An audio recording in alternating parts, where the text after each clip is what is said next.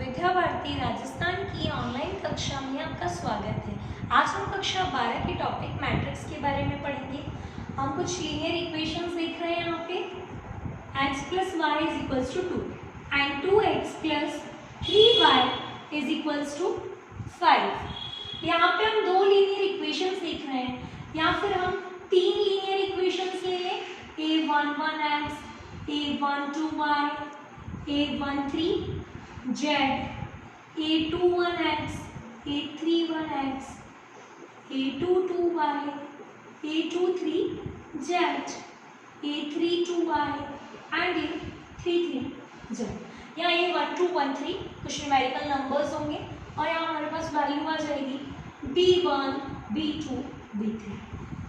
अगर दो वेरिएबल्स हमारे पास तो दो इक्वेशंस होना जरूरी है। ऐसे ही तीन वेरिएबल है तो तीन इक्वेशंस होनी चाहिए। तो इस तरीके की जो इक्वेशंस होती थी उनको हमने प्रतिस्थापन विलोपन विधि से हल करना सीखा है। अब हम मैट्रिक्स थ्योरी पढ़ रहे हैं क्योंकि इससे हम और भी इजीली इनको सॉल्व कर सकते हैं। अब मैट्रिक्स थ्योरी में सबसे पहले मैट्रिक्स देखिए, मैट्रिक्स क्या होता है। ठीक है, मैट्रिक्स में हम देखते हैं मैट्रिक्स होती है एक आयताकार क्रम व्यवस्था। आयताकार क्रम व्यवस्था क्या होती है देखते हैं एक बार। जैसे मैंने कुछ डेटा लिखा है, कुछ स्टूडेंट्स के नाम लिख लेते हैं, जैसे प्रिया है यहाँ पे, कोमल, निशा,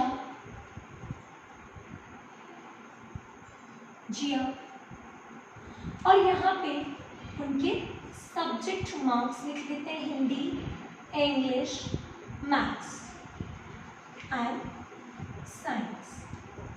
ये चार सब्जेक्ट में इनके मार्क्स लिख लेती हूँ। जैसे इसके यहाँ पे आए हैं 6 marks, 5 marks, 7 marks, 8 marks. English में 8, 5, 9 एंड 7। मैथ्स में आए हैं इनके 5, 8, 8, 9। साइंस में मार्क्स आए हैं 10, 9, 7, 5। ओके, अब हम यहाँ पे ये जो टेबल देख रहे हैं इसमें हमने जो ये अरेंजमेंट किया है ये काइंड ऑफ मैट्रिक्स ही है। कैसे? कोई भी डेटा है हमारे पास जिसको हम रोज में और कॉलम्स में, ये कॉलम हो गया और ये हो गई रो।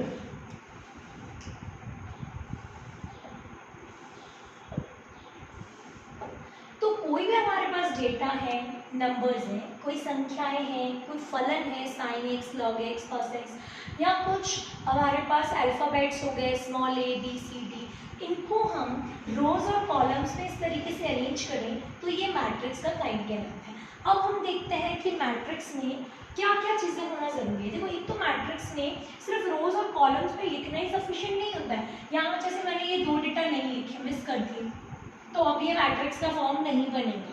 ओके, क्योंकि मैट्रिक्स में होता है कि रोज एंड कॉलम्स में अरेंजमेंट करने के बाद पर्टिकुलर एक एक रो में जो संख्याएं हैं वो समान होनी चाहिए। कैसे? जैसे मैं फर्स्ट रो में चल रही हूँ तो देखो 1 2 3 4 चार संख्याएं लिखी है, जबकि सेकंड रो में चल रही हूँ तो तीन ही संख्याएं हैं, फिर थर्ड रो में चले तो तीन संख्याएं हैं, और फोर्थ रो में चले तो चार संख्याएं। तो इसकी मैट्रिक्स नहीं बन सकती, क्योंकि मैट्रिक्स का रूल होता है कि प्रत्येक पंक्ति और प्रत्येक स्तंभ में अवयवों की संख्या क्या होनी चाहिए?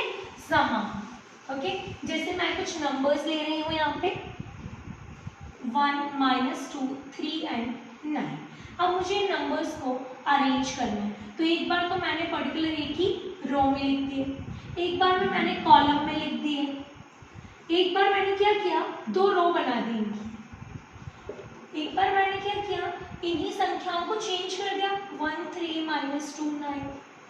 तो एक बार मैंने सोचा कि एक रो के अंदर 1 -2 3 को रख दें और 9 को नीचे शिफ्ट कर देते हैं। अब इनमें से कौन सी मैट्रिक्स है, कौन सी नहीं है? ये मैट्रिक्स है, क्योंकि यहाँ पे एक रो है लेकिन कॉलम 4 है और चारों के चारों कॉलम में चलते हैं तो एक एक ही संख्या है। ठीक है, तो इक्वल आ गई। पहले में भी हुआ एक ही संख्या है, दूसरे में भी, तीसरे में भी, चौथे में भी। यहाँ पे कॉलम एक है, रो कितनी है? 1 2 3 4। तो चारों के चारों पंक्तियों के अंदर एक एक अवयव है, तो ये मैट्रिक्स है। ऐसे यहाँ पे देखते हैं दो रो बन गई और दो ही कॉलम है, तो रो वाइज चले तो फर्स्ट रो में 1 2 दो संख्याएं, सेकंड रो में भी 1 2 दो संख्याएं, सही है। ऐसे कॉलम में चले तो 1 2 दो संख्या, और कॉलम 2 में चले तो 1 और 2 दो संख्या होगी। तो इसका मतलब ये भी मैट्रिक्स है। इसी प्रकार से ये भी है। ऐसे ही अब अगर अपन ये देखते हैं कि रो 1 है, रो 1 के अंदर कितने एलिमेंट्स है? 3, 1 2 3, लेकिन रो 2 के अंदर 3 एलिमेंट्स नहीं है, तो इसका मतलब प्रत्येक पंक्ति में अवयवों की संख्या समान है ही नहीं, तो इसलिए ये मैट्रिक्स नहीं है। ठीक है, मैट्रिक्स का रूल समझ में आ गया। अब हम देखते हैं कि मैट्रिक्स को कौन से चिन्ह से संकेतित किया जाता है। मैट्रिक्स को हम ऐसे ओपन इंटरवल वाले से भी लिख सकते हैं 1 2 3 4, या फिर हम इस तरीके का जो ब्रैकेट है स्क्वायर ब्रैकेट उसमें भी लिख सकते हैं, या फिर एक आता है ये डबल लाइन 1 2 3 4, इस साइन से भी लिख सकते हैं। ज़्यादातर हम यही यूज करते हैं। ठीक है, अब हम देखते हैं कि मैट्रिक्स को डिनोट कैसे किया जाता है। ये देखो, ये कोई भी मैट्रिक्स है उनको हम कैपिटल लेटर्स से डिनोट करते हैं। ठीक है, और उसके अंदर कोई पर्टिकुलर अवयव है तो उसको हम स्मॉल लेटर से डिनोट कर सकते हैं। जैसे ऊपर वाला जो है वो A1 A2 A3 A4, कभी भी इसके अंदर कैपिटल नहीं लिखेंगे। ओके, नेक्स्ट जो प्रॉब्लम आती है हमारे पास वो आती है कि अगर हमारे पास पता है कि नंबर ऑफ रोज यानी पंक्तियों की संख्या कितनी है और स्तंभों की संख्या कितनी है, तो क्या हम उसका ऑर्डर लिख सकते हैं, कोटि या क्रम?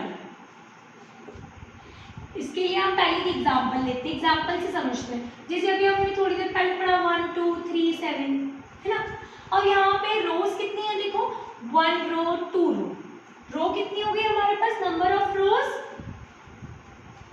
2, और नंबर ऑफ कॉलम्स कितने दिख रहे हैं हमको, वो भी 2, कॉलम 1 एंड कॉलम 2। तो यहाँ पे इसका ऑर्डर लिखा जाता है, देखो इस पोजीशन पे यहाँ पे पहले आता है रोज कितनी है वो लिखना है, यानी रो यहाँ पे कितनी है 2, बीच में क्या लगाते हैं क्रॉस, और फिर कॉलम्स की संख्या, तो इसको बोलेंगे 2 क्रॉस 2 कोटि की मैट्रिक्स, या फिर 2 बाय 2, या तो 2 क्रॉस 2 पढ़ेंगे या 2 बाय 2, 2 इंटू 2 नहीं पढ़ा जाएगा। ओके, अब इसके बाद हम देखते हैं कि अगर आपको सिर्फ ऑर्डर दे दिया जाए कि कोई 2 क्रॉस 2 की मैट्रिक्स है तो उसके अंदर अवयव कितने होंगे, ये एक एंट्री क्या कहलाती है, मैट्रिक्स के अवयव एलिमेंट्स। तो यहाँ पे अगर सिर्फ ऑर्डर दे दे आपको तो आप ऑर्डर से बता सकते हो कि 2 इंटू 2 करने पे कितना आता है 4, तो इसका मतलब 2 बाई 2 की जो भी मैट्रिक्स होगी उसके अंदर 4 अवयव होंगे, काउंट करो, हो गया प्रूफ 4। ऐसे अगर मैं आपको बोलूँ कि कोई 2 बाई 3 की मैट्रिक्स है तो उसके अंदर टोटल अवयव कितने होने चाहिए, तो 2 मल्टीप्लाई बाई 3 6। अगर हमें कुल अवयवों की संख्या निकालनी है, कैलकुलेट करनी है, तो हम उसको मल्टीप्लाई करके बता सकते हैं। लेकिन जब हम सिर्फ उसकी कोटि उसकी क्रम की बात कर रहे हैं तो इसी तरीके से लिखा जाता है 2 बाई 2, 2 क्रॉस 2, 2 क्रॉस 3। अब हम बात करेंगे कि ये पर्टिकुलर जो एक एक पोजीशन है ना, इस पोजीशन को हम किससे लिख सकते हैं, किससे डिनोट कर सकते हैं। तो जैसे मैंने आपको बोला कि मुझे एक जनरल मैट्रिक्स बनानी है, जनरल मैट्रिक्स बनानी है, अब उसमें नंबर ऑफ रोज मैंने डिसाइड कर लिए कितने हैं 2, और नंबर ऑफ कॉलम्स कितने होने चाहिए उसमें 3।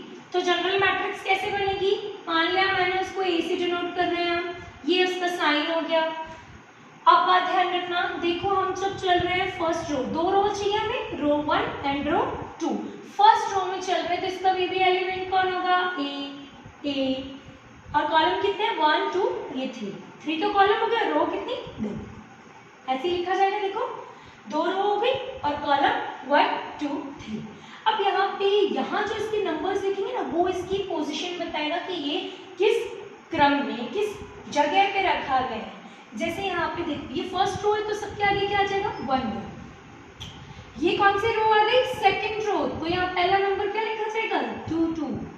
ऐसे ही अब ये देखो ये कौन सा कॉलम चल रहा है फर्स्ट कॉलम, तो पहले ए के नीचे जो लिखते हैं वो लिखते हैं रो की संख्या और फिर लिखते हैं कॉलम की संख्या, तो कॉलम कौन सा चल रहा है 1, तो यहाँ पे भी यहाँ पे कॉलम कौन सा हो गया 2, तो ये सेकेंड नंबर क्या लिख देंगे 2।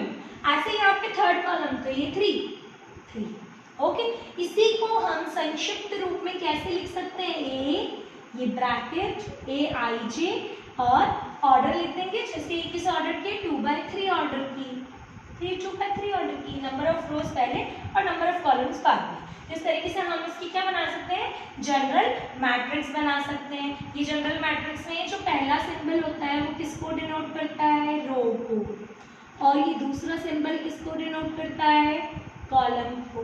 अब अगर मैं आपको बोलूं कि मेरे पास मैट्रिक्स है 1 2 -5 7 3 एंड 9, यहाँ A 1 1 पोजीशन पे कौन है, तो 1 1 पोजीशन का मतलब क्या हुआ, first row and first column, ये भी फर्स्ट रो और इसका कॉलम नंबर 1 पे कौन है 1, तो ये 1 हो गया। ऐसे आपसे पूछे कि A 3 1 पे कौन है, तो थर्ड रो में जाओ 1 2 3, ये रही थर्ड रो के अंदर कॉलम नंबर कौन सा है 1, तो ये 1, ये तो यहाँ पे कौन आ गया हमारे पास 3। ऐसे ही अगर मैं आपसे पूछती हूँ कि A 2 पोजीशन पे कौन है, तो 2 2 यानी कि सेकंड रो कौन सी है, जो छुप गई है यहाँ पे ये रही, और second column 7, so this is 7। इस तरीके से हम पर्टिकुलर एक नंबर को बता सकते हैं।